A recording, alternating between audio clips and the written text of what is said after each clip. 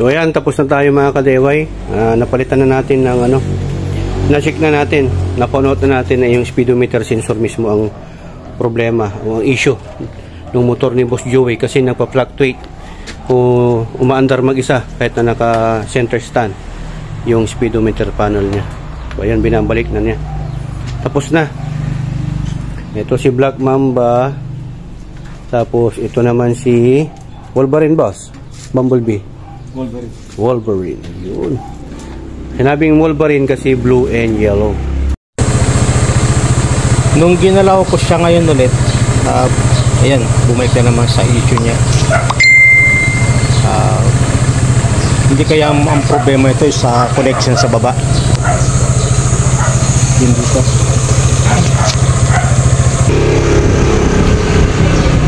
Tumatakbo ko ngayon, bossing, pero hindi siya gumagalaw.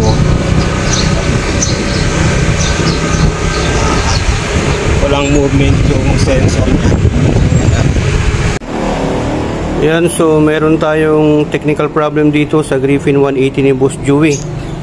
Shoutout natin, Boss Joey Paningbatan from San Carlos City, Pangasinan, Griffin Riders Group. So ito yung unit niya. Ayan yung problema, naka-steady. Yan, naka-park Naka-park pero tumatakbo yung speedometer. So pag tumatakbo yung speedometer, buti nga check nga natin kung tumatakbo din yung sa odometer. Ito, hindi naman. Dati kasi tumatakbo din to eh. 'Di ba, boss? Yung dating issue niya. May vlog na tayo noon na una, kaya lang na-delete. Kaya hindi ko na-i-post. So yun, nag-stop naman siya. Okay?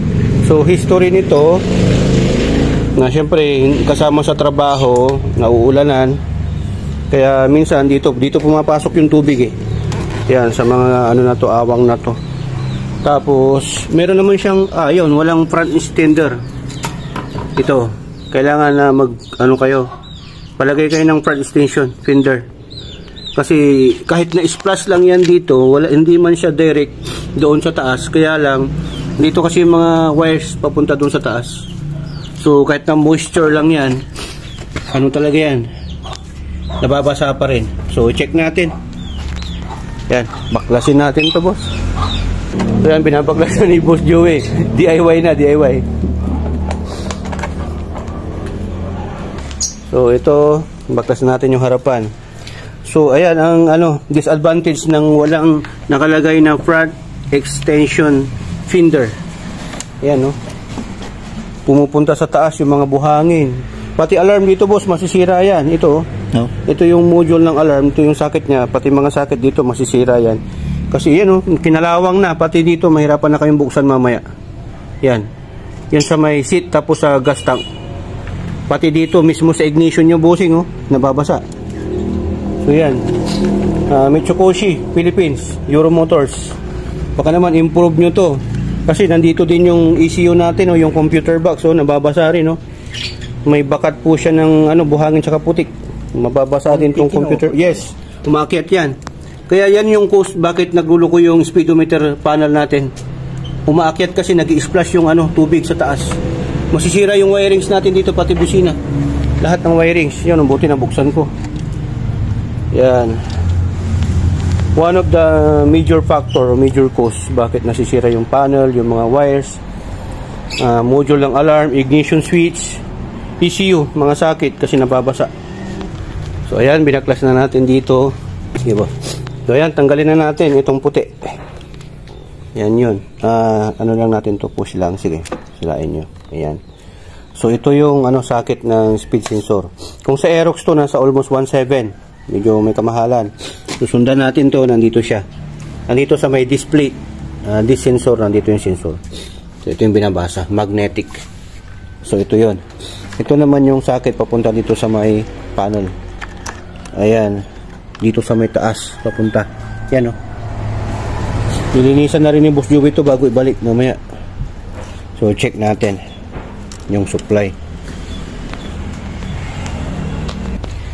So ito din ang isang i-check nyo, mga ka-DIY. Ito kasi yung sensor, magnetic to. So every month dapat sine-check nyo to, kasi hindi pwedeng may mga buhangin dito, kasi mga buhangin siyempre bakal din yan, bato na mamagnet dito. So hindi na accurate kapag marumi ito. Pero mostly talaga natutubigan sa taas. Ito, pwede naman matubigan to eh. Gagawin natin ng contact cleaner. May contact cleaner tayo. Sprayhan natin. Yan. Sige lang. Yan. Ang contact cleaner na gamit natin, yung madaling matuyo ha. Okay? So, itry natin dito. Tapos pag ayaw pa rin, para ma-prove natin na sira to, ang gagawin natin, babaklasin natin itong sa akin. Tapos itatry natin para ma-prove natin na sira. Yun lang naman ang pinaka-the best dyan. Di ba, Boss Joey?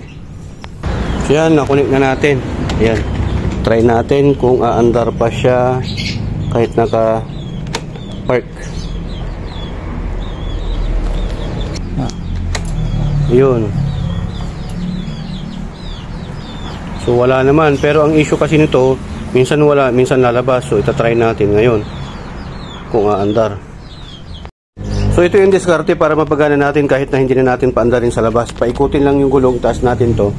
Tapos ito. Yan, so gumagana naman siya. Umiikot naman siya pagka umiikot yung gulong. Naka-stop yung gulong, naka-stop. So ganyan. Kahit na hindi nyo na i-testing sa kalsada. Sige boss. Oh, yan. Nag-i-stop naman siya. Ayun, gumana. Tapos pag-ikot yung pag-stop yung gulong. Maproslata na siya. Ayan, hindi siya accurate. Yan o. Try natin ulit. Yan, testing natin. Papaikutin yung gulong ni Boss Joey. Tapos yun, umiikot. Tapos i-preno natin kung mag-stop din yung speedometer. Ayun, nag-stop din. So dapat ganun po. Yan o, dapat pag-stop. Pero nagluluko pa rin. Ayan, so next thing na gagawin natin mga ka-DIY, baklasin natin. Binabaklas na rin ni Boss Joey yung speed sensor natin. Ipapalit natin, itatry natin. So baklasin ko na rin dito. Ito lang naman yung babaklasin nyo. Yung B-fairings is saka dito yung front coil. Baklasin natin sa atin. Ayan, so kung mapapansin nyo yung sa akin, nakatago dito. So kahit na pumasok yung tubig dito, hindi siya mababasa. Kaya dapat itago nyo to mga bossing. Ayan, tanggal na natin. Yun. Hugutin na lang natin to. Yan, pababa na lang boss. Yan. So, binababa natin. Sige, ayan na. Hugutin lang natin. Ingat lang para hindi tayo maputulan. Yan. Tapos testing natin. Oh, medyo virgin. Yan natin. Yan, nahugot na. So, yan yung sa atin. Ilalagay ni Boss Joey.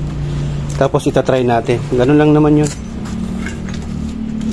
So ito yung kay Boss Joey oh. Para mas ma-prove natin kung may sira talaga. Kung alin yung sira, sa may panel or sa may sensor mismo, sa cable. Di ba Boss Joey? Yan oh. Piniplex ni Boss Joey yung relo niya eh. Ang ganda eh. Yan, kinakabit na ni Boss Joey mga bossing. Shoutout natin lahat ng mga tropa natin sa Pangasinan, Riders Group, Griffin 180, syempre. Ayan, Burntam, DIY TV, Anos Bilay Lifestyle. So, andito tayo ngayon sa bahay. May lakad sana, pero ayusin muna natin to. Tapos kabit na natin. Huwag sana mag-grounded. Hindi natin, ignition. Ito. Ayun, sumindi na ignition. Check muna natin kung sasayad sa gulong. So, hindi naman. So, ayan, nakakabit na. Try natin. Ayun. Ayun, no? Accurate, to. Diba, boss? Accurate, dapat ganyan lang po. Ayun, hindi magto-20 agad. Kasi yung kanina, pag ikot mo, kahit kunti lang yung ikot, nagto-20 siya. So, masyadong advance. So, dapat ganyan lang. So, proven po na yung speed sensor mismo yung kailangan palitan. Ayan. Ayun, no? Oh, diba? Stop agad kahit hindi mo i-brake. So, yun mga ka-DIY, just in case, same problem tayo, same scenario, advance yung reading dito kahit na nakapark.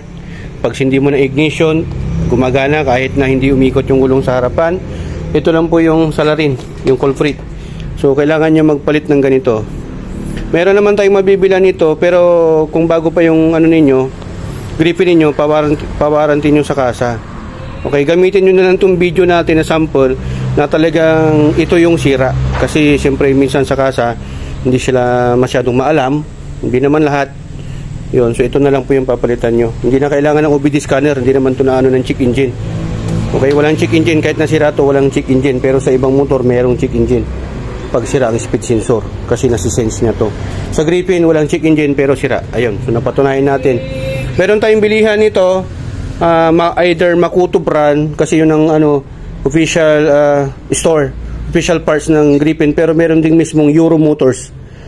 Nasa 1,000 lang yata, almost 1,000 o 1,000, kasi sa Aerox nasa 1,700. Yun, so kung gusto nyo, kung wala na kayo sa warranty, pwede kayong mag-order, PM nyo lang ako. Yun, so yung dito mismo, itong socket na to, good pa yan, all goods papuntang panel. Yung ito lang mismo ang papalitan yung buo. So sana ma-warranty ni Boss Joey. Boss Joey, ano, okay na? Na-approve na? Kailangan ng palitan, so walang problema yung panel.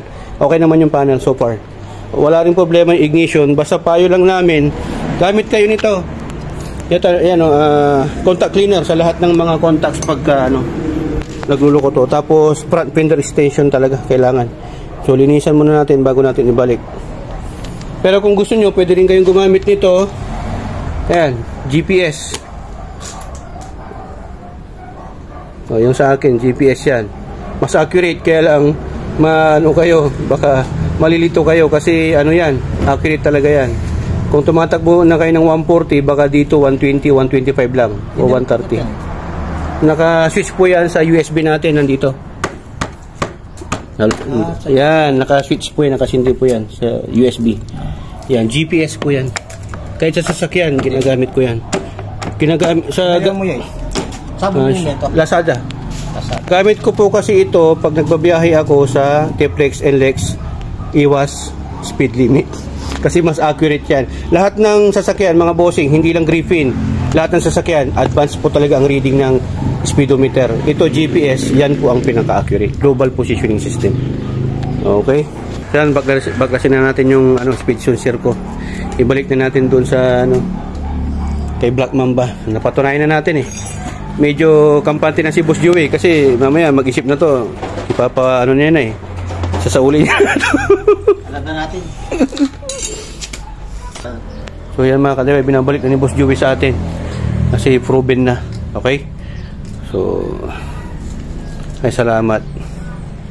O yun, gayahin nyo na lang to yung ginawa natin. So ayan, tapos na tayo mga kadeway. Napalitan na natin ng na-check na natin, napanood na natin na yung speedometer sensor mismo ang problema o ang issue ng motor ni Boss Joey kasi nagpa-fluctuate o umaandar mag-isa kahit na naka-center stand yung speedometer panel niya. So ayan, binabalik na niya. Tapos na. Ito si Black Mamba. Tapos ito naman si Wolverine boss. Bumblebee. Wolverine. Yun. Sinabing Wolverine kasi blue and yellow. Marami yung Black Mamba natin. So ayun mga ka-DIY, hoping na may natutunan na naman kayo sa vlog content natin sa ngayon. At kung nagustuhan mo tong vlog natin, share mo to para makatulong sa iba, syempre with same issue, para hindi na sila mamblema kung bakit nagluloko yung panel gauge nila. So ganun lang po yung papalitan. Itong speedometer sensor lang. Okay? Issue ni Griffin pag nababasa yung wires. Ayan, burn time. Signing off. Marami yung Black Mamba natin. So ayun mga ka-DIY, hoping na may natutunan na naman kayo sa vlog content natin sa ngayon. At kung nagustuhan mo tong vlog natin, share mo to para makatulong sa iba, syempre with same issue, para hindi na sila mamblema kung bakit nagluloko yung panel gauge nila. So ganun lang po yung papalitan. Itong speedometer sensor lang. Okay? Issue ni Griffin pag nababasa yung wires. Ayan, burn time. Signing off.